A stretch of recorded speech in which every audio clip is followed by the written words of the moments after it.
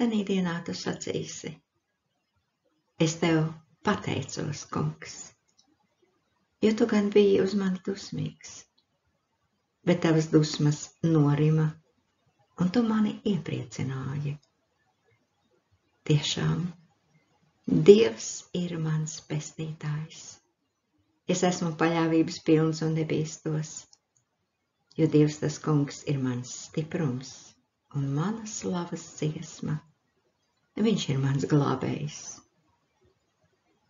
Un jūs smelsit ar prieku ūdeni no pestīšanas avotiem, un tanī dienā jūs sacīsit: pateicieties tam kungam, piesauciet viņa vārdu, pasludiniet viņa darbus tautu starpā, daudziniet, ka augsti teicams un dižens ir viņa vārds. Ja tu ar savu muti apliecināsi Jēzu par kungu un savā sirdī ticēsi, ka Dievs viņu uzmodinājis no miroņiem, tu tiksi izglābts, jo ar sirds ticību panākama taisnība un ar mutes liecību pestīšana. Raugaidi, brāļi, savus aicinātos.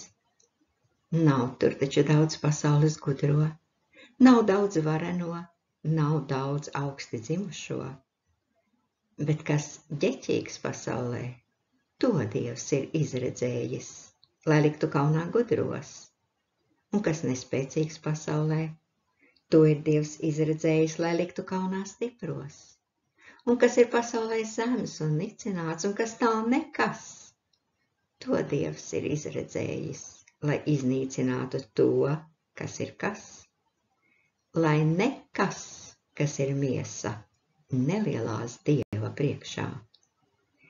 Pateicoties viņam, esat jūs vienībā ar Kristu Jēzu, kas mums kļuvis par Dieva gudrību, par taisnību, par dzīves svētumu un pestīšanu.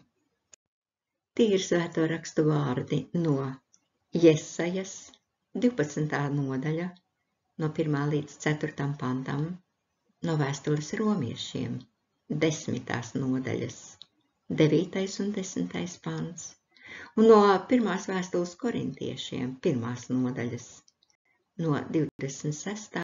līdz 30. pantam.